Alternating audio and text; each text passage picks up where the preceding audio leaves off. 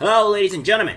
Well, we have a hilarious thing here. Apparently, people are faking to be another race or what have you, so that's going on. Of course, this is somewhat happening, kind of. But I'll be going on to kind of explain maybe why this might be happening, and kind of hilarious on this front to where it's kind of been exposed. But I'll kind of explain maybe why this is happening and kind of the day to day life that maybe some people are going through that they may have to feel like they have to do this.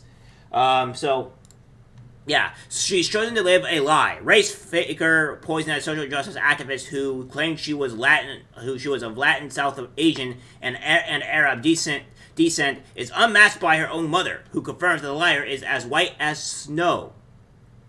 The chief inclusion officer at Philadelphia-based Quaker group has been outed by her mother, who said she has no idea why her daughter claims to be Latin, South Asian, and Arab descent when she is as white as the driven snow. Rachel Sazawadi's, is that Rachel or is that actually Raquel? I actually not quite sure. I don't think Rachel would actually fit in there at all, so I think it's going to say Raquel. Sarawati's colleagues at the American Friends Service Committee are now asking whether she's in fact an infiltrator actively undermining their work. I definitely feel conned. I feel deceived, said Oscar Pierre Castro, a human resources professional who participated in the search committee to fill as Ms. Sazawadi's position, who spoke to The Intercept. An open letter from a group of individuals who are deeply about AFCSC provided an in-depth analysis of her ancestry and her work and expressed concern about her role. They accused the 39-year-old who converted to Islam in high school and has since come out as gay of cultural vulturism and noted the shades of bronzer she applies to her face that have become darker over time. The author called the AFC to investigate why a member of his most senior leadership has so profoundly eroded trust among people of color. They noted her appearance on conservative hosted shows and asked, are there external entities with whom Sazawadi is corroborating? Ms. Sazawadi's case is being likened to that of Rachel Gilezzo, a white woman who in 2015 was exposed as having posed for years as black, rising to become a president of an NAACP chapter in Spokane, Washington. Mark Graham, IVC's chief marketing and communications officer, said the organization has given Raquel the opportunity to address the allegation against her, and Raquel stands by her identity. He added, Raquel also assures us that she remains loyal to AFC's mission, which we firmly believe. Ms. Sazawadi's identity was first questioned by a media commentator, Sana Saeed, who tweeted in 2015, can we talk about Raquel Dolezal in the Muslim community? Y'all know who I mean. The allegations were given fresh impetus this month on February 10th. The letter was published on Medium, and on February 16th, the Intercept spoke to Ms. Sazawadi's mother, Carol Perron, who confirmed her daughter was not a person of color. I call her Rachel, and Ms. Perron, I don't know why she's doing what she's doing. Ms. Perron said her daughter is of British, German, and Italian descent, not Latin, South Asian, or Arab. I'm as white as the driven snow, and so is she said. Ms. Perron told the site that her daughter converted to Islam in high school, which likely informed her decision to present herself as another ethnicity. And I'm German and British, and her father was Calabrese Italian, her mother added. She's chosen to live a lie, and I find that very, very sad.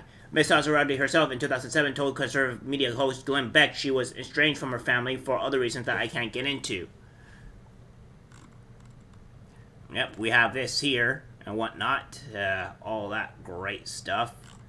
What's going on as Miss Perron was adopted by Carl and Winfrey Settle, who ran a guest house in the Catskill Mountains in Woodham, New York.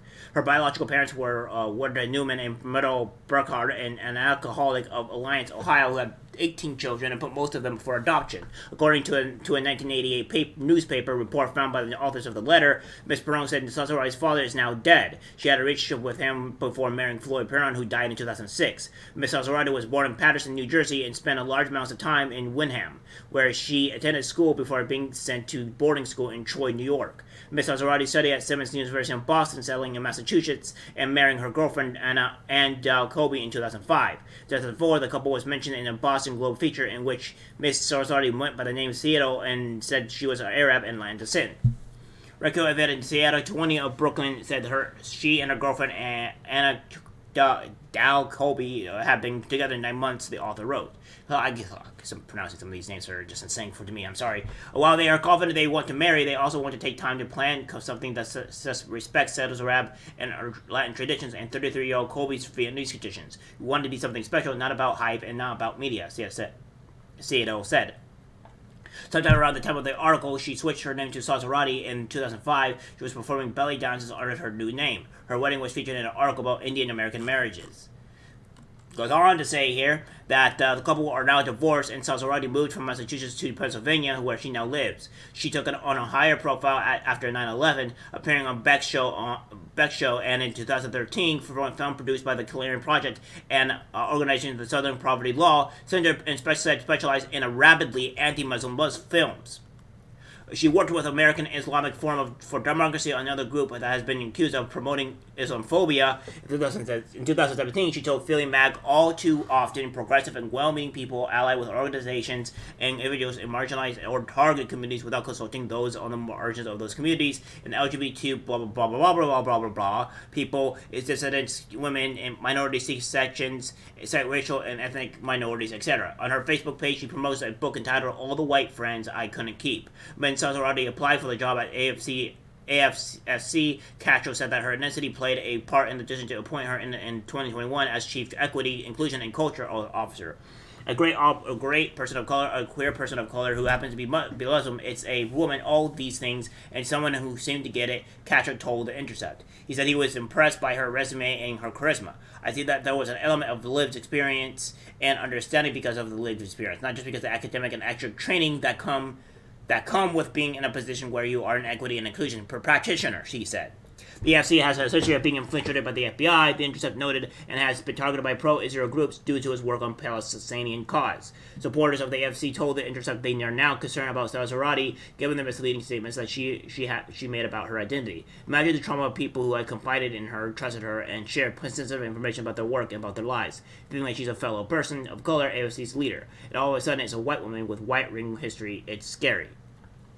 Okay, so obviously see that she's faking it, what have you. Okay, so to be honest, I kind of care less about this, in some sense. I only find it kind of hilarious that she's been exposed for lying. But here's the thing, and what I probably want to tell to you all as well is that maybe the reason why some people are doing this in this aspect is because the absolute amount of hatred for white people today. You are seeing here that where white people are not being able to get many jobs, like right here. So like you're seeing that like it's not okay. So maybe some people that are white or what have you are maybe changing ethnicity or going to other political ideologies or what have you, because the amount of hate for white people today is so immense, so bad that white people just feel horrible, and it's the people that started yelling white privilege and stuff like that, and they're the ones to blame. And the mere fact that you think that this is not the case, I guess you're living under a rock. You're living in fallacy land. The problem is that it's causing very bad effects, and we need to turn this around.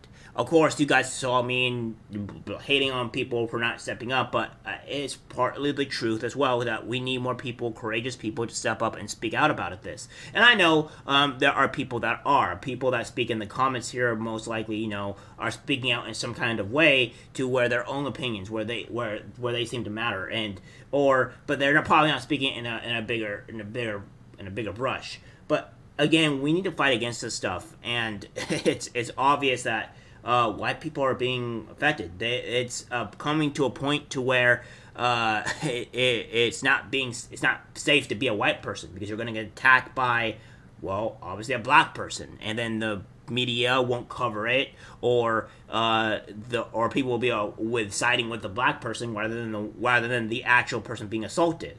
And we've seen the violence against white people increasing just this year in only 2 months' time, and I feel bad for obviously white people today, and that's just because of the mere fact that they're the ones currently that have to live in fear. They're the ones that have to step on eggshells. It's not fun. It's like the fact that we are seeing this racism in this aspect in this world, and people like this woman probably are doing this maybe to just snag a job so she could be able to put food on the table, or maybe to cater to some type of woke ideology so she's not hated constantly. But it makes sense to maybe that if that's her reason, then that makes all the more sense onto why this would be the case. So, white people, you have my sympathy, because I can't imagine how it is to be a white person in today's society, to where you have to be constantly scrutinized for everything that you do, and it needs to stop. Alright guys, that's it for the video. Like, subscribe, share, and always, take care.